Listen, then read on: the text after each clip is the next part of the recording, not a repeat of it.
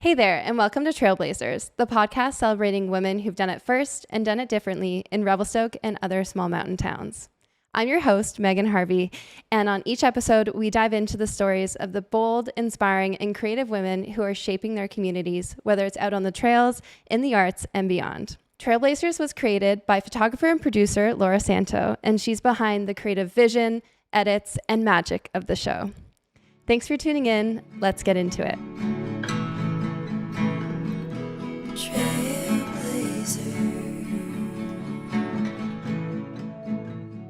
I'm so excited to introduce Nat Segal. She's a professional skier, a producer, and an ACMG hiking guide based in Revelstoke. Nat is the founder of NS Creative, a media company specializing in short films and branded content for the outdoor industry. With a background in the fine arts and a strong connection to the mountains, she uses storytelling to inspire action and build community. She is currently working on her filmmaking debut, Beauty in a Fall, which is set to release fall 2025. Nat, welcome, and thank you so much for being here. Thanks so much for having me. Yeah. I'm stoked. Yeah. Okay, so we have a couple warm-up questions to get you, warm. Okay, first, how many ski poles do you think you've lost in the backcountry? Oh, that's a really good question. I actually have the answer. I've lost 0. Oh. But one time I broke one hiking up to a competition face. It was a carbon pole. And so someone else had to give me their pole to compete with. And I have really short poles because I'm very short and they were way too long. Oh, no. So that's my answer. Yeah. 0. 0, but. But you broke one. Yeah. Yeah. Okay. That's better than me. I've lost 1. Okay. Yeah. 0. I think 1 is normal. My boyfriend... Many. Yeah. The answer is many. He's out there with the metal detector. I think he lost some poles on the freeway. Oh my God. I had to buy him new ones. Oh my God. That's so funny. This is a good one. If someone told you that you could only live in one season, summer or winter, which one would you choose? Skiing, hiking. I mean, I think my quick answer would be winter because I love skiing, but I feel like summer is pretty amazing. You can grow things, you can go hiking, you can still be in the alpine. So if I really got locked in, I don't know if I'd want to freeze my ass off. So and you could maybe find a little bit of skiing in the summer too. Totally. If you work hard for it. Yeah. So yeah. That's okay. You made me feel better about my answer. Yeah. No. Okay. Would you rather ski tour or heli ski? Ski tour. Okay. Yeah. Sounds easy. You want to work for it. I think walking uphill is really nice and you see so much more and you know so much more about your line. Heli skiing is such a privilege and is amazing, but yeah, I would happily ski tour any day. Yeah. Except for the days that I want to stay in bed and then I will do neither. Okay. If you could achieve one trick in the backcountry that you haven't already, what would it be? To be really honest, I've done all the tricks I kind of wanted to do. However, I haven't done a backflip since I turned 30, which was crazily 7 years ago. No way. And just I'm always just scared I'm going to blow my knee out again. Yeah. And I haven't done a 360 for several years. Same thing, just you stop doing something and you just stop practicing it. Yeah. So I'm not too interested in learning necessarily new tricks, maybe a scream and seaman. But I just want to go and do tricks again. You want to reconnect with that younger version of yourself. Yeah. Totally. It's whipping around, flipping around. Yeah. Everyone talks about it being the scariest, just doing it for the first time. I'm no, it's doing it again and again. And remember the muscle, learning the muscle memory. Yeah. Yeah. That's cool. I would go out there and just watch you attempt backflips. Yeah, it'd be really funny. Be your support. Yeah. I think the first time I landed my first ever backflip. Yeah. So then I was scared of crashing after that. It's you want to crash first. Yeah. I did crash afterwards, but. Yeah. But yeah, when you nail it the first time, you're oh God, I can only go down from here. I'm not going to land every time. Oh my gosh. That's incredible. Okay. Those were our warm-up questions. Great. So now we can get into the more serious, not so serious questions. Scary ones? Not the scary ones. No. Okay. So, Nat, you are a skier. what first pulled you into the sport? How old were you? And how has your relationship with skiing evolved over the course of your life? Okay, I'm going to try and keep this short because I'm a talker. So I started skiing, I think, around the age of 2 or 3. And it was actually my parents. We were living in Melbourne in Australia.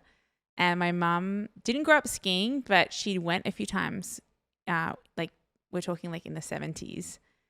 And she loved it so much that when she was in medical school, she actually started volunteer ski patrolling at Mount Buller, which is our home resort. Oh, cool. And she traveled. She went to sort of like the Olympics and I think the Munich Olympics and volunteered. Like she was really into the sport. And so when she met my dad, who wasn't really a skier, she kind of pulled him into it. And she brought me and my siblings up to the mountains. And she likes to sort of say that like she let us have a go and we were all really into it. But I think she just kept on trying until we got into it. Yeah, it was consistency. Yeah. But I have 3 siblings, and my older sister Anna, after her second or third time, she just got really addicted. And so it just became our family thing. And so I think that's how I got into skiing. And then we all got into competitive skiing, and we're also passionate that it just became our family sport. And it's unusual, and it's unusual in the sense that my mum would drive us and my dad would drive us 3 hours return every weekend throughout the winter so that we could go and ski. And people are still like, how did you learn to ski? Is there skiing in Australia? Yeah, I was just going to ask you, like, so you grew up you're living in Melbourne, but how, like, it was a 3-hour return trip to get to the ski hill. So we'd leave at like 5 o'clock after school, and we'd come home. We'd be home by like 8 or 9 o'clock and then go to school.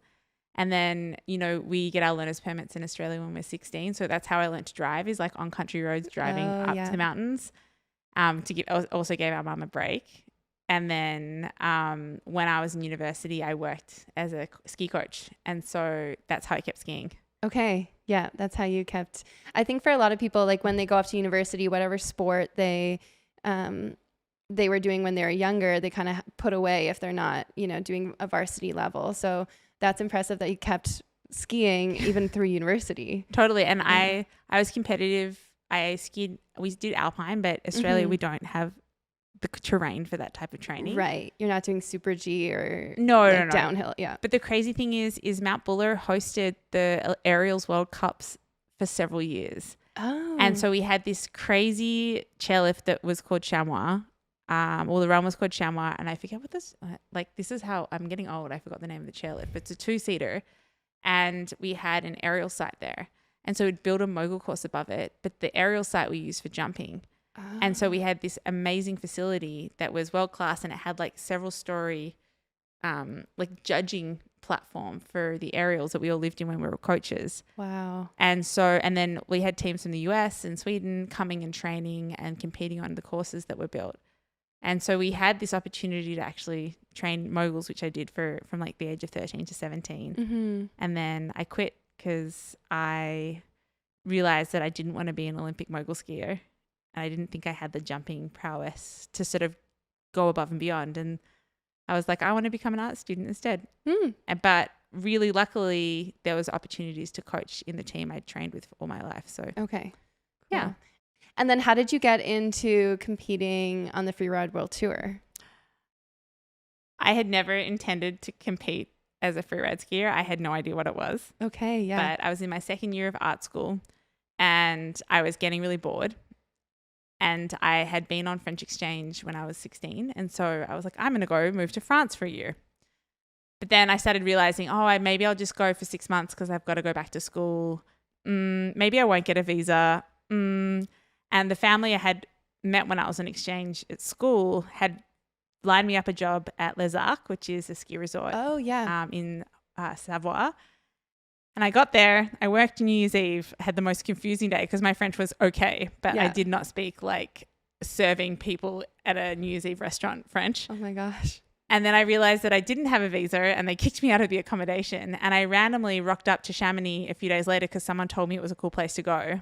And I stayed in a hostel for 2 weeks. I found a job as an au pair. And funnily enough, the au pair family the dad was a mountain guide and the mum was the PR manager of the Freeride World Tour. Oh. And at one point she needed someone to help hand out Red Bulls at one of the events. And I was like, okay. And so I was doing a season in Chamonix, and I had this amazing opportunity to see what freeride skiing and steep skiing looked like. Mm-hmm. And at this event, I watched all these people compete, and I was like, I like jumping, I like skiing. And after 6 months of working for them, just before I left, I was like, how do I do that? Yeah. And she gave me all this funny advice, like, oh, you have to make sure you jump off things. You have to sign up for these competitions. And I somehow next year came back and just started doing competitions. Okay. I dedicated 3 months. I just saved up money. I went back to France. I found somewhere to live. I lived in this tiny little, they're called mazos, like tiny little farmhouse. Yeah. We called it the duck house because it was so tiny. And I traveled around and went to competitions, met people, was like totally by myself, didn't know what I was doing, and just winged it. Wow. And I crashed every competition. And everyone was like, who's this random Australian, and like, what's happening here? No. But luckily, I think the thing about skiing, and I think something we all find, or like a lot of mountain sports, especially the culture of competing in freeride, at least when I started, people come together, they offer you rides, like people are stoked on the idea of it. It's traveling to somewhere new. And so I met a lot of people during that time, and it was just, I still know those people. Nice. I'm maybe not as such good contact with them, but there's something about like the culture that brings you in. But getting out there and trying it is scary. Oh yeah. Yeah. And on your own in a foreign country, like everything that you just said, I was like, you're so brave. Like it's incredible to hear that you're just like, I want to do this. How do I do this? Okay. Next year I'm coming back and I'm checking these things off. I don't know if I'd use brave as more naive and confused at times. But I think it's okay to be naive. I think it's like sometimes we see it as a negative trait. I think a little bit of naivety with the right amount of like street smart. But when I was so Chamonix has 4 different resorts. Most of the terrains are off-piste, and I skied there one day, and the next day I went and took an avalanche training course. I had no idea what an avalanche was as a younger person. I was 21 at the time. Yeah. And I spent the whole time off glaciers, and I would just see other people who I could see how they skied. They looked like free riders, and I'd kind of follow them around a little bit. Like I knew where the dangerous places were, so I didn't go there by myself, but like I started learning routes, and I just would go skiing by myself. And the place I met people was in the terrain park. Okay. And I slowly like made friends with people, and they're more park rats, but then I went on little adventures with them, and like, but I was totally alone. Yeah. So you didn't really have any mentors, or did that start coming as you started to go to more competitions? And yeah, I didn't have a coach. I didn't have mentors. My sister was competing in slopestyle at the time. And I think she's someone I would reach out to if I like had questions. Yeah. And she sometimes would give me advice, but it would come later. But I never had anyone tell me how to do things. Right. I did meet this group of really awesome Swedish guys and girls, and like we would go and jump off cliffs together and would talk about what we were doing. And like I had people kind of slowly take me under their wing, but it was more a collaboration. Right.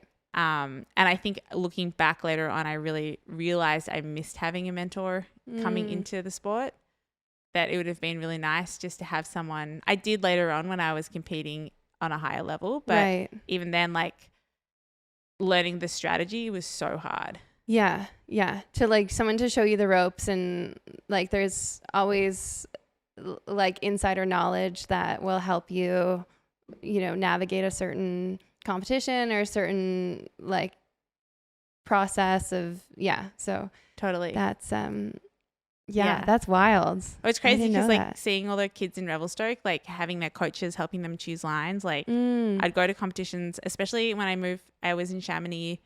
I did one season competing, and then I moved to the US, and I was in Salt Lake City, and I moved in with a girl my sister knew. I went to the competitions, like I found people to go with, but I was pretty much by myself. I was choosing lines by myself, and I just had to learn by failing. Right.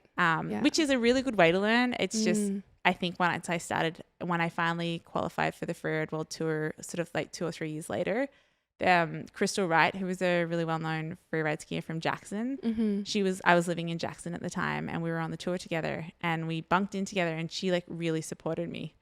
and like that's so helped me nice. choose my lines and helped me with my like mental side of it. And no one had ever done that before. Right. Like, so I would just be wigging out by myself most of the time. Like, I watch cartoons before competing because that's like what relaxed me. But like, I just kind of be like, go have fun. Like, I'm here because I love it, and I'm not trying to prove anything. I'm just trying to, to tap back into those roots of why you're doing it. Mm-hmm. Yeah. Yeah. So I don't know. I think I learned so much though being by myself, and I met like you had to go reach out and meet people, and like I'm sure it'd be so much different now in social media. With like, I didn't get social media until like partway through my career as a competitive skier, and like it'd have been so different. Like Facebook maybe, but. Yeah, but certainly not like, posting reels and tagging people in stories and then going and like, okay, so these people are skiing with these people and I should get in with them. It's just like you're hanging out in the train park. Like, Oh, I met people in the lift lines eating croissants. It was weird. That's so French. So French. That's great. Okay, cool. So you talk about that your sister was a competitive skier as well. And you and your sister worked on a film together. And that film, Find Your Line, is all about exploring like your psychological relationships with fear and how you both handle it a bit differently. Can you elaborate on that process and that film in general? Totally. So around 2015, my sister had just competed in the Sochi Olympics, and it had been her life since she graduated. Oh, she graduated high school, blew her knee on the World Cup mogul circuit, or just before starting it, and then started free skiing in Aspen. And like, I think she was a huge inspiration for me. She just went overseas and started skiing. Right. And so when I went to France and when I decided to start competing, that was kind of like, if anyone was a mentor, it was her just by default. Right. But it was just through her actions. Like, she wasn't telling me what to do. I'd just be like, I want to try this. And she'd be like, yeah, you should. Go for it. And so she'd been competing for, I don't even know how long, over nearly 14 or 15 years. And then she just had to stop. She'd had all these crazy knee injuries. She competed in the Sochi Olympics with like blown ACL. Oh my gosh. And then had to get it repaired and go back and finish her university degree. And so she was just in this really interesting space. And it was around the time when I had competed on the Freeride World Tour.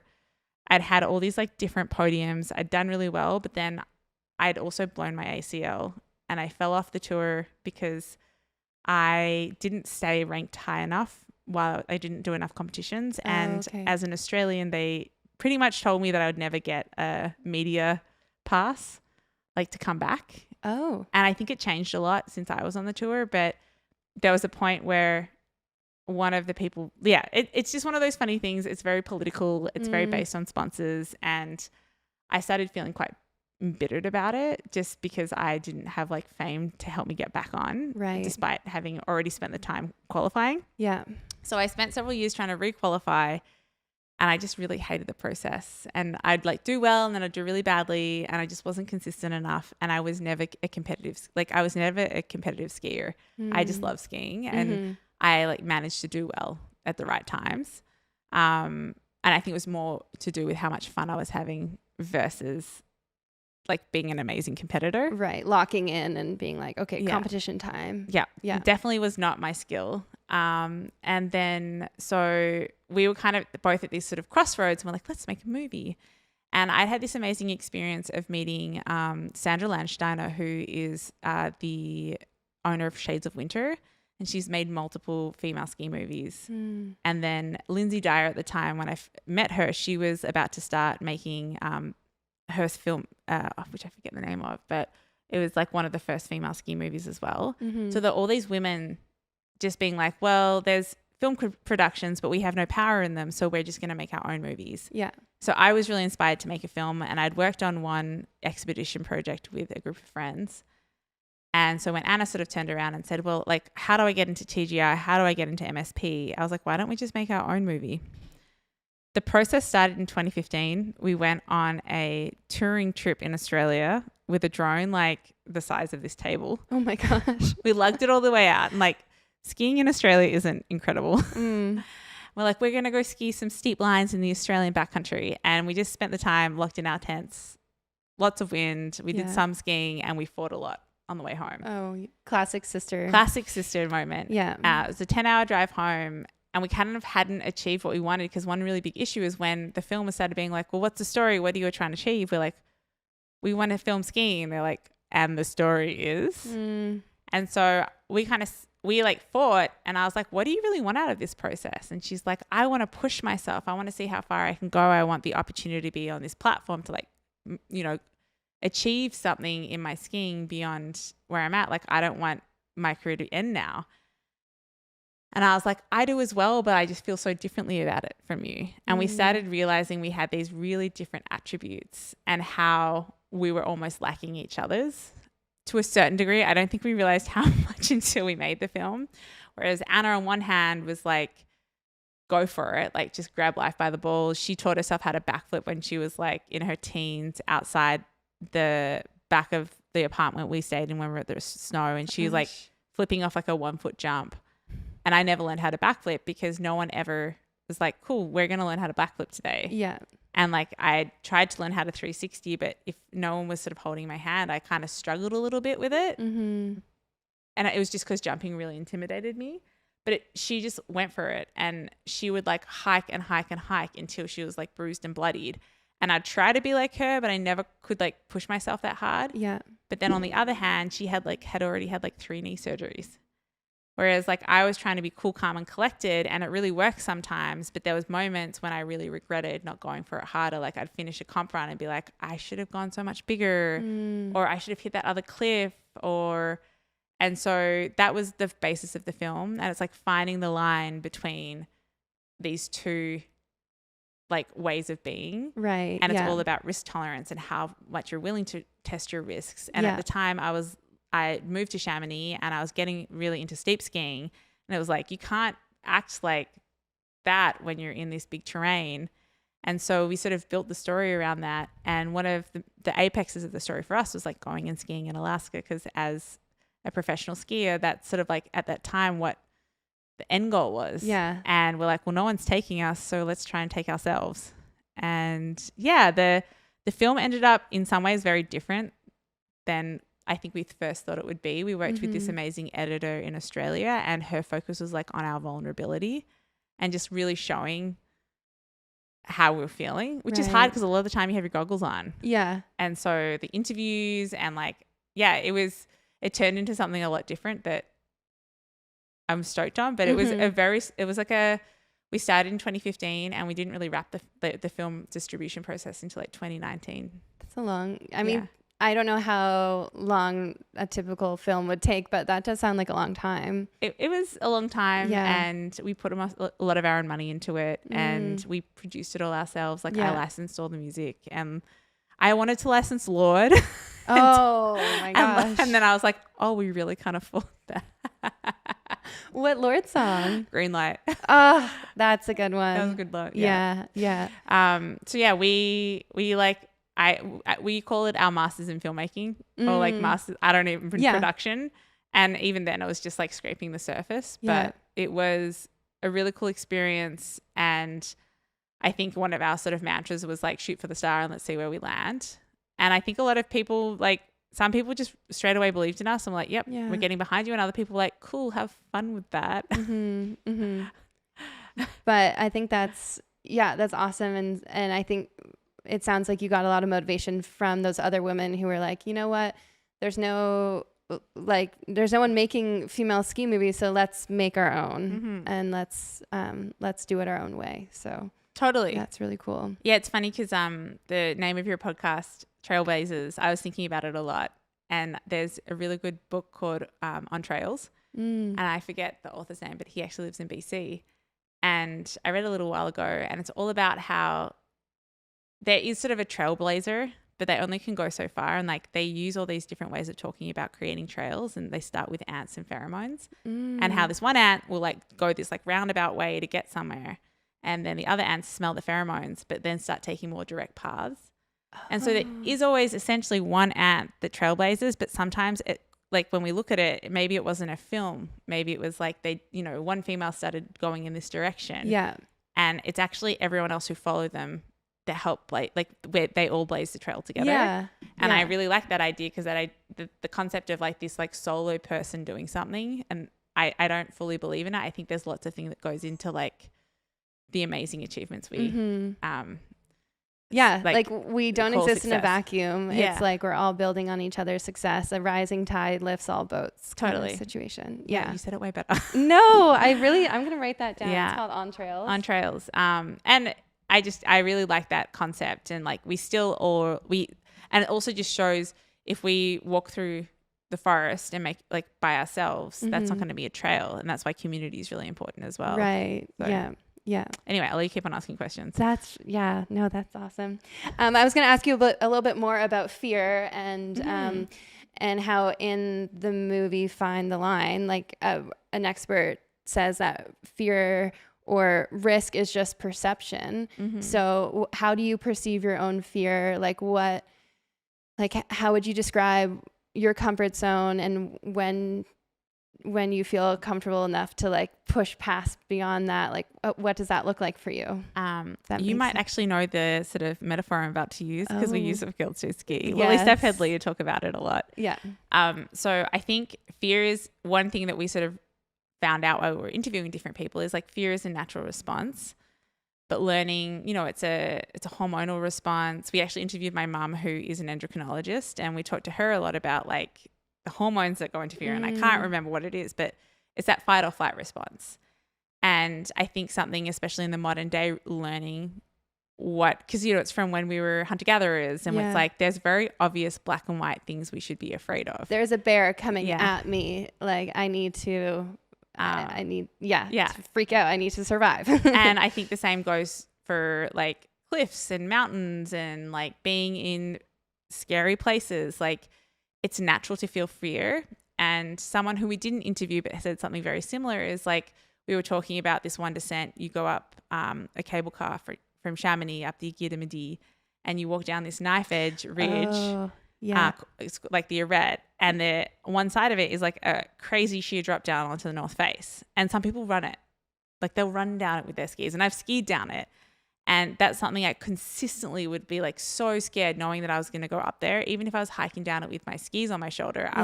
It's scary. And when I talked to this guide about it, she was like, well, I just think about like it's heightened awareness, because like I can walk downhill. It's just knowing that I have to be a little bit more aware of where I'm putting my feet. So I might move slightly slower and like slowly build up my confidence of that. And I think when we talk about fear, it's like analyzing fear to an extra step is really important. And so for me, I learned this through making the film, is like, what am I actually scared of? Am I scared of something that's a real risk, and like, can I mitigate it? Or I'm scared of how people look at me. Am I scared of failing? Am I scared of doing this wrong? Why do I feel that way? Like, what can I sort out in this process to move past that fear? And then sometimes I feel like those fears also come when you're like fatigued, and your body is like telling you that it's just not ready for something. It's like intuition more than anything. And so I think my way of dealing with fear now is listening to it, and sometimes not necessarily pushing it away, but like talking with it. Right. And so going back to the traffic lights that I was talking about, the metaphor, someone, Leah, who is one of the coaches for Girls Do Ski, or the founder, she talks about this idea of this green area where like you're really comfortable. And for me, when I'm filming or I was competing, I want to ski in the green area, because I'm going to ski without thinking. And that's when I used to compete the best. That's when I ski the best. You're in that like flow state. Just like going. I'm not like, I don't even have to think about the next turn. Like I would almost close my eyes hitting cliffs sometimes, like on landings. It's really weird. Gosh. But it wasn't on purpose, but I wouldn't. Anyway. But then there's this sort of yellow area, and that's where you like challenge yourself and you learn and grow. But there's a time and place to challenge yourself, and it's not always in that moment when you are like pushing yourself doesn't always help. Yeah. And so I would try and do that outside of competition or outside of like competing, because I wanted to succeed in competing. And the orange area works, but there's a certain point when you start going to like orange and red that like that's actually really bad for you. And that's when your fear is going to be like, hey, this isn't right. And when you start pushing into that area, that's when like your body is telling you not to do something. And you know it's wrong, but you keep on pushing past, maybe because you're scared about like, I don't want to ski this run. My friends are going to judge me, or like, I feel really uncomfortable. And what I love is finding ways to see it and then find the yellow or green path down. And then like maybe you're going to come back to that red sometime. And all of a sudden, if you keep on pushing in the orange a little bit, all of a sudden the red is going to be pushed out and things you used to be scared of are going to be green. But if you're pushing into them in the red, that's when you become so scared of something that you never want to do it again. Right. Yeah. And so I think having this like positive relationship with fear is really important. And that's how I've learned to mitigate risk in the mountains. Using fear as a teacher, not as like this enemy that we need to chase off, and like listening to it instead. Totally. And like it's funny because then you come home and you're anxious about money or something and you're afraid of things and like you totally don't use those methods. Yeah. Well, you try to, but sometimes you don't. Yeah. It's a bit easier when you're like on the mountain and you're like, okay, this run is in front of me. I can see it. I can feel it. I can, Yeah. Totally. I get why you wanted to use Green Light by Lorde now. Yeah. I get it. I don't even think I don't think I'd coach with Leah at that point, but yeah. Yeah. No, it all comes funny. together. Yeah. Going back to talk about your sister a little bit and your relationship with your sister, you have worked a lot together. You've skied a lot. She's taught you a lot about being in the competitive environment.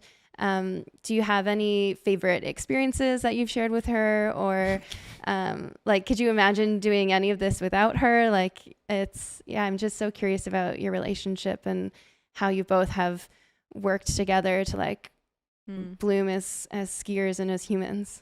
Yeah, totally. I think that both her and I fell into skiing and competition, and then we left home and were kind of on this like solo ship.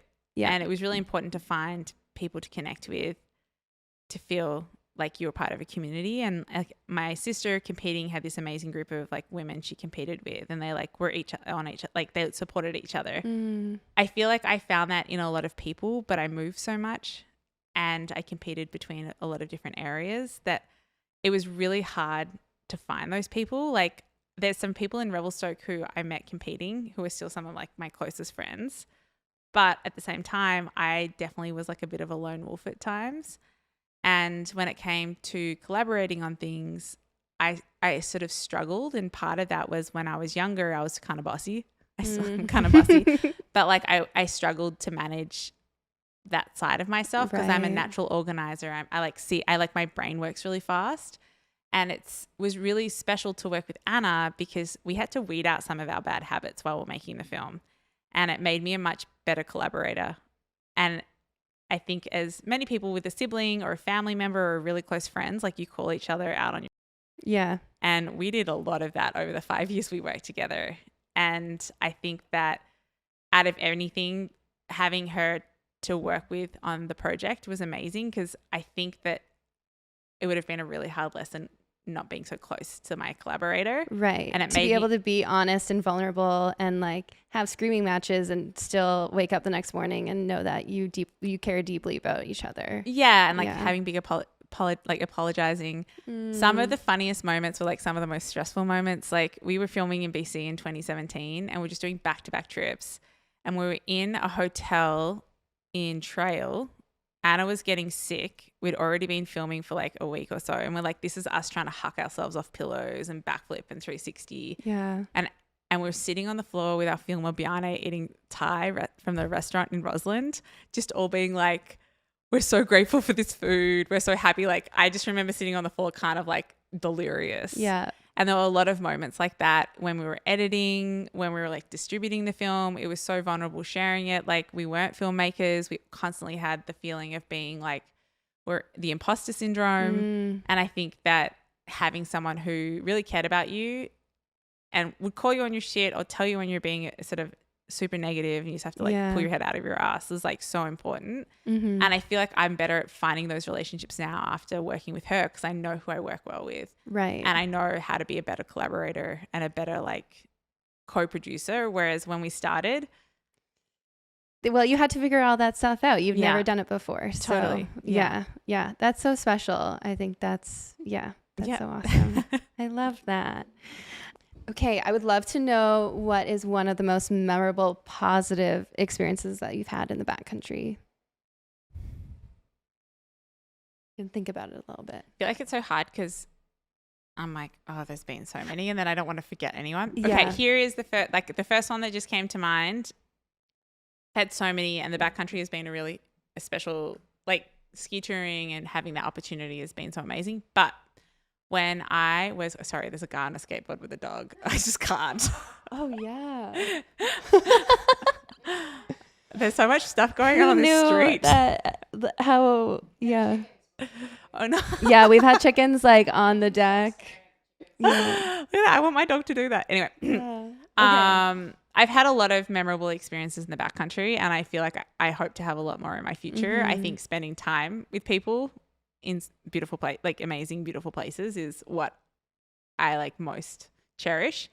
However, so in 2014, I was with a group of, 5 other women who I'd met in the US, and we worked for like a year and a half and got grants and everything, and we sailed from Iceland to Greenland. We sort of made it to the southern point of Greenland and then sailed up the southwest coast. We sailed all the way to Nuuk, but on the way we ski toured off the boat, and I think we did like 7 or 8 first descents. And one of the first ones, when we made landfall the next day, we went into a fjord called Torsukatak Fjord, and we just like pointed out a random looking couloir, which we ended up calling Banana Couloir. And at like 8 or 9 o'clock at night, we like skied it as a group. And it was like one of the most beautiful, amazing moments of just being like, we can just point at something and go for it. And also after I'd blown my knee previously, I'd like sat on my like in bed working on the pictures for this. It was the first huge project I'd ever done. And like having that moment of like it all came together was kind of wild. Now kind of flipping that question, have you ever been in a spot or a situation in the backcountry that you didn't want to find yourself in? And was it a learning moment? Yeah. Mm-hmm. Okay. Yeah. I think there's been a few, and I think you can't fully avoid those learning moments. Yeah. One of my friends, after the experience I'm about to tell you about, said to me, he's an alpinist. He was like, well, that's one coin out of the luck jar into the experience jar. And hopefully by the time you finished, once the luck jar's empty, you have enough experience to get you through. Okay. And I definitely believe in that idea. Yeah. To a certain degree. You can't always rely on luck though. So I was actually, I think the last winter I spent in Chamonix, I spent 6 winters there, and I got more and more into sort of steep skiing, which I'd sort of call like skiing longer pitches of like 40 to 50 degree slopes. Wow. And especially when I was trying to ski them at a certain level, like not sliding them, like actually trying to ski them. Yeah. And I was in town, and another pro skier was visiting too, and they were sort of like, let's go skiing. And we'd been looking at the conditions, and we went to the Argentière Basin, and sort of like one side of it's all this like glaciated, super mellow terrain, and then the other side is all these like steep lines that are pretty classic to Chamonix. And I'd skied several of them, and I was had already said like, oh, it's meant to cloud in, it's meant to be windy. Like we'd already like put a red mark across those lines. But when we skied down the glacier into the basin, everything was looking really good. There were people climbing one of the sort of more straightforward lines, and we all just got really excited. Yeah. And there were all these red flags that happened. I think like firstly we went and started trying to ski, like climb something we said we weren't going to ski. It was like a 700 meter face that was, I think, at least 40 or 45 degrees, maybe it was an 800 meter face. And then you sort of get onto the Bergstrand, which is like a part where the glacier and the steep face sort of like separate. So you usually have to sort of, they sometimes covered, but this one we sort of had to step over, and one of the guys got onto it, and the snow totally had changed. So obviously something had been happening on that face, both the direction, the sort of wind, and we're sort of up to like our thighs, boot packing up this face. We weren't roped up, but we were pretty close together, and it was obviously windy up high. Yeah. And long story short, the group above us were like tucked away, and we were halfway up, and we got hit by a huge slough that was probably caused by like wind up higher, just like throwing the sort of loose snow down. And the person in front got knocked over and took us all out, and we all fell down the face. The entire face. Yeah. And the slough was like big enough that like it was like moving with us the whole way down. Wow. And the girl who was in front went all the way to the bottom. It's like hurt her shoulder, lost a ski. I hit my crampons, got someone in the leg. I like lost my bindings broke, like, and it was one of those moments where you were getting like tomahawked down and it was trying to put your hands in and you're like flipping. And it was nice knowing that there wasn't any huge exposure below us, but there was the Bergschrund, there's like all the way to fall, and generally speaking, we were all okay. But it was a really scary experience, especially because we'd walked into it with so many red flags. And they talk about like heuristics of like decision making, especially in the mountains. And we had made so many heuristic mistakes, like human errors. Yeah. Yeah. And so I'm like glad I had that experience having come out of it in like a really positive way. Yeah. But it was a huge learning curve for me. Right. That could have gone completely in the opposite direction. You could. Yeah. But I like that. Yeah. I understand why your friend came out of that being like, well, that's one coin out of the luck into the experience, because that I'm so glad that you're all okay. And you come out of it with some bruises, I'm sure, with some broken gear as well. And then also lots of learning too. Totally. So, yeah. Wow. Yeah. That's a spooky one. Oh my gosh. Spooky. Yeah. Pivoting a little bit, a recent movie that you made is called Mountain Joy, and it explores your diagnosis with spondyloarthritis. Did I say that right? Yeah. Spondyloarthritis. I practiced. Yeah. And then your diagnosis with spondyloarthritis, which causes you chronic pain. Yeah. And then how that has changed your relationship with skiing. And I was wondering if you could just chat about that, why you decided a film was the best way to help you explore this theme, or this new part of your life, and what you got out of it. Totally. So yeah, in 2020 I was having some pretty chronic back pain, and I'd been having it for a while, but it was very on and off. And then following a knee surgery, it just wouldn't leave. And I really struggled with it for several years. I kind of almost stopped skiing, but I don't know what made me feel it, but I wanted to keep on skiing, so I kept on trying. But it wasn't until I finally got some blood tests that sort of showed that I might have ankylosing spondylitis. And once I started treatment for it, my body really changed. But I had to go through like several years of managing pain in the mountains and then managing rehab in the mountains, which I'd done before, but never at such an extensive amount. And I'd say I'm still rehabbing. Yeah. And so I feel like the last 5 or so years I've been managing this issue, and something I realized is that how much guilt and shame I created for myself. And I wanted to make the film just to give people an opportunity to be a bit kinder to themselves, because I've started to realize, especially nowadays, the reason I go to the mountains is because it makes me happy and it gives me joy. And I needed to go into the mountains with that intention versus like trying to succeed at something. Right. And it's not to say you can't have goals but it's like the first thing is joy. Right.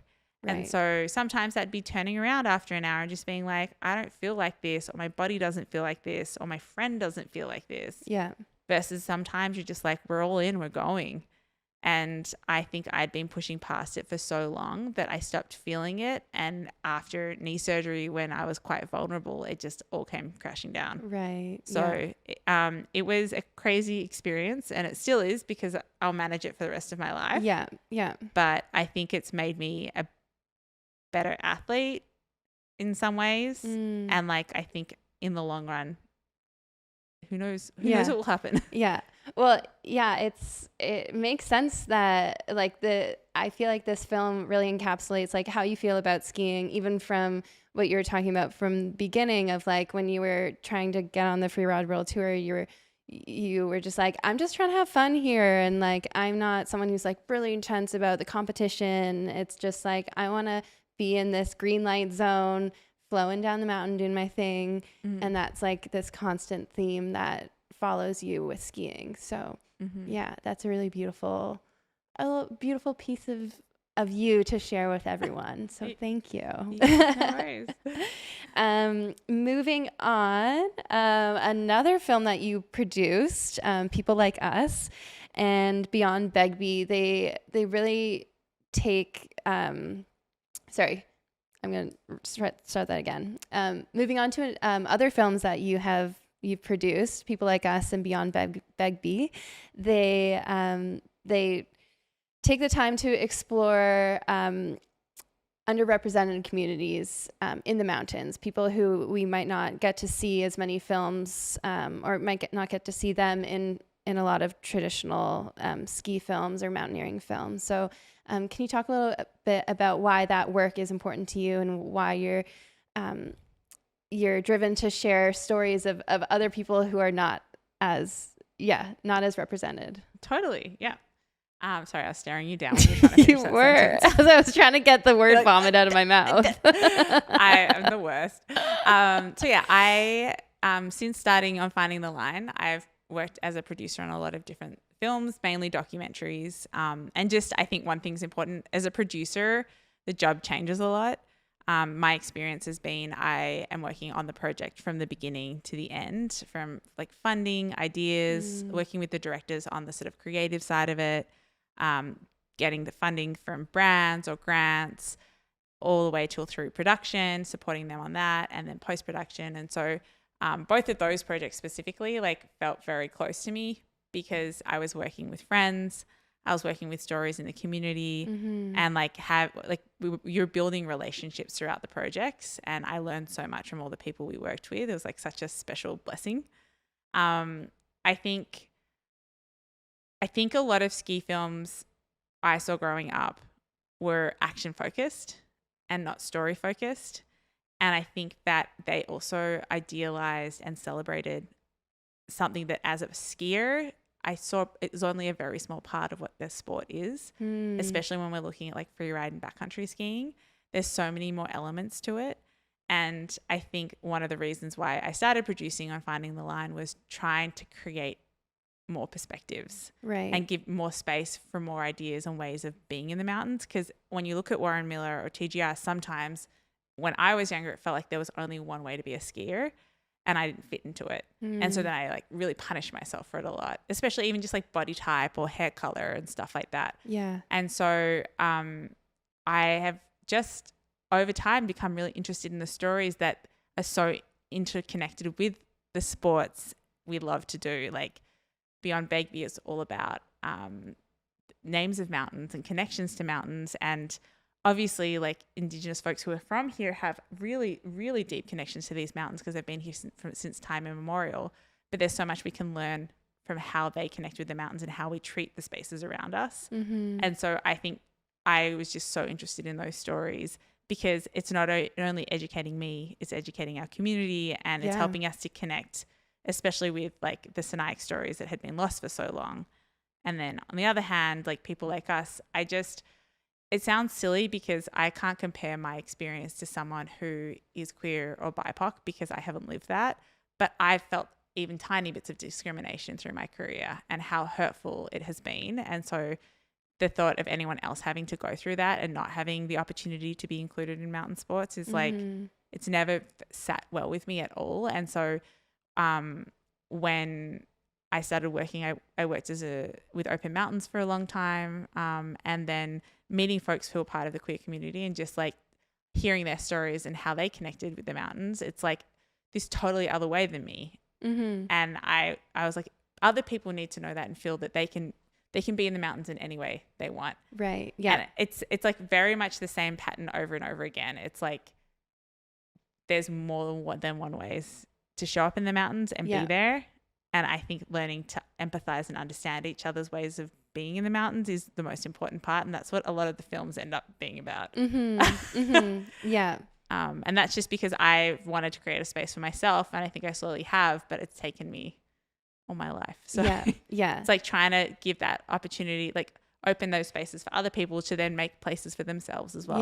Yeah. And then it creates this ripple effect. Yeah. You mentioned Open Mountains. So can you talk a little bit more about this organization? So it's I'll let you, talk about it. Totally.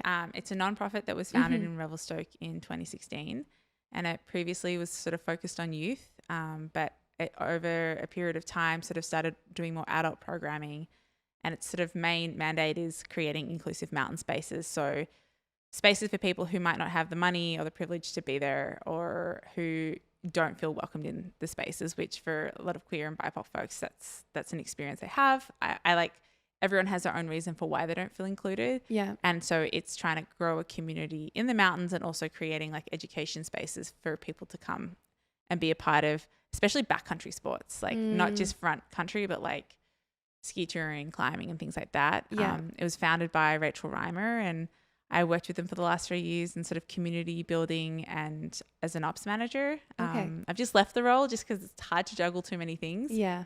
But I had this amazing opportunity to be at some of the events and help orchestrate them. And just like, I'd have these days where I was like, this is crazy, I'm doing too much. And then I'd be at the event, I'd be like, this is so amazing. And this is so special. So it was really cool thing to be a part of for a while. Yeah, that's awesome. Do you have any like specific moments that you like really stand out to you? I think it's more, you know, you work with an organization, or you work on a film idea, and you have these like lines like, people don't feel included because of this. And sometimes you feel like you're, this is such an Australian, like pulling it out of your ass a little bit. Like sometimes I'm like, did I just write this down and is it just fluff? Yeah. Yeah. And I've been at events and heard people say it, or I've like shown a film and people's responses are what my goal was. Right. And I think that's the really special moments, is like your idea pays off and is actually like being created in the community. And sometimes things that you don't expect happen as well. And that's just as good. It's just like realizing that the effort you put in was going towards somewhere. And I think there's a lot of like greenwashing and like DEI washing. Yeah. And I think that when you make a film and it wasn't even a film I created. We showed some films at an Open Mountains event, and someone came up to me and just said like, I didn't know someone like that existed. And that's just been so inspiring for me. It's like, wow, I felt inspired like that a while ago. And that's so cool that I've made you, like, we've helped you make you feel that way just by sharing this person's film. And so, yeah, it's like this, like you said, a ripple effect. It's like, it's not just people who make films, it's people who share them. It's people who see them, who then pass off that feeling to someone else. And then like, that's what community is. And creating, I think media is a really great way to sort of create that, because we're not all in big cities where diverse communities thrive. Yeah.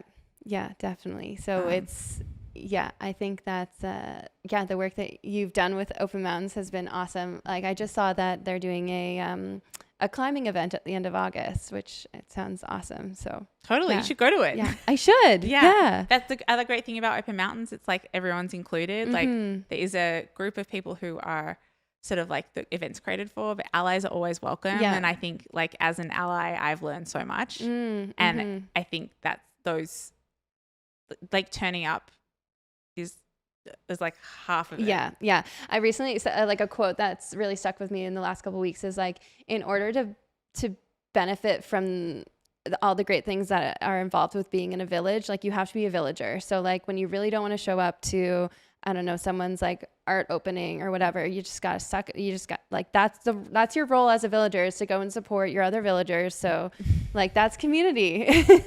I've been a bad villager this summer. I'm sorry. Sometimes villagers have jobs. Yeah. But I agree. And like, I actually tell myself it's like show up, dress up and show up. Yes. Yeah. Try it. Yeah. So you can think about this for a little bit. But the question will be, who do you admire as a trailblazer? Okay. The person I think there's a lot of different people. And that's why I think reading books, listening to podcasts, watching films, like there's a lot of different types of trailblazers and trailblazers for every different moment. You know, without sounding like crazy, I love How to Train Your Dragon and Surf's Up. They're two films I watched a lot when I was competing the night before, when I like my brain would be going crazy. Yeah. And I feel like characters in films are trailblazers, but my trailblazer is my mom. She is a professor of endocrinology, and she worked throughout having 4 kids, and she kind of just did it her way. she went through 2 divorces. She like definitely had a lot of challenges in her way, and working in a like women's health, which until now has been like so under-supported and underrepresented. Yeah. And just putting her head down and like being like, I want to do a study on these women. I believe testosterone is really important. And I think that for me, she's been like the biggest trailblazer because she's also worked professionally her whole life. And I don't think you have to do that to be successful. But I think there's a lot of people who don't believe that they can. And like just kind of shooting for the stars and going for it. And she was the one who taught me how to write grants. And she's the one who encouraged me, even though she was also freaking out half the time. And like, it's like that sort of practical and also like inspired brain where you need the practicality, but like don't get sunk into it. Right. And so I think she's a trailblazer in a very different way. Like I've also taken up hers on like, she's got vertigo, and I like tried to take her hiking on the side of a mountain, and she like started crying and like sat down and refused to go. Like, she's not necessarily physically a trailblazer all the time. Yeah. Although she has done some other things that I was very impressed by. But. Yeah. But like she's forging a path in medicine, in like being a mother and being, and that's like, there's no one set, like you need to be this fit to ride this ride as a trailblazer kind of thing. And I think she had contemporaries who inspired her or, you know, like we sort of talking, like I think being a part of a community is how trailblazing happens. Yeah. And we inspire each other. And it's that idea of like when you see someone, there's like this amazing quote from a poet who I totally forgot her name right now. It's about glass ceilings, but it's all about how when we're climbing the ladder, we create the next run for each other. And like trying to not feel when there's a lack of diversity, like not a lot of women skiing, it's this feeling of competition. But trying to turn it around and being like, no, we have to support one another. And not like, there's always a natural feeling of like, oh, I wish I got that opportunity. I wish I was there. I wish I could do that. Yeah. But rather than saying like, wow, it's so cool to see someone doing that. I hope I have that opportunity in the future. And like trying to flip it a little bit, because I think the society we live in like wants us to be competitive, which is positive to a point. But I think we have to turn it into being like inspired and supportive instead. Yeah. Thanks so much for sharing. And thank you so much for sharing all about, everything from your journey into professional skiing, your journey to becoming a producer, a filmmaker. You're doing some really cool, might I say, trailblazing stuff. So thank you. You're doing, some really cool work. So thanks for sitting down and chatting about it. Yeah. Awesome. Thanks for having me. Thanks, Laura. Megan. Yes. Thank you, Laura. You both are amazing. I think you're both trailblazers. Aww. I think we all have trailblazers. We all have trailblazers inside. There's a little trailblazer that lives inside all of us. Totally. Well, and I think the idea of it's like I don't know the philosophy behind it. So I'm like, but the male or the person like standing alone by themselves as that person who changes history. I think a lot of people change history, but like trailblazing is like there's a lot of people involved. Sometimes there's someone who comes like and takes a few big steps that we all see, but like there's so much behind it all as well. Yeah, so, there's a community behind every single person. And like a family or whatever. Like I think I still love the idea of a trailblazer, and there's so many people I look up to, include some of the people who are in your podcast. But at the same time, it's like just being mutually inspired. And that's great. Cool. Awesome. Well, that's a wrap. Thank you so much for tuning in to another episode of Trailblazers, and we hope that you share the episodes, tell your friends about it, and we look forward to chatting with our next guest soon. Okay, so this one time Nat came to Girls Who Ski and she was singing this Fleetwood Mac song, and then I couldn't get it out of my head. Yes! And now whenever I hear that song, I think of you. We will never break the... Anyway.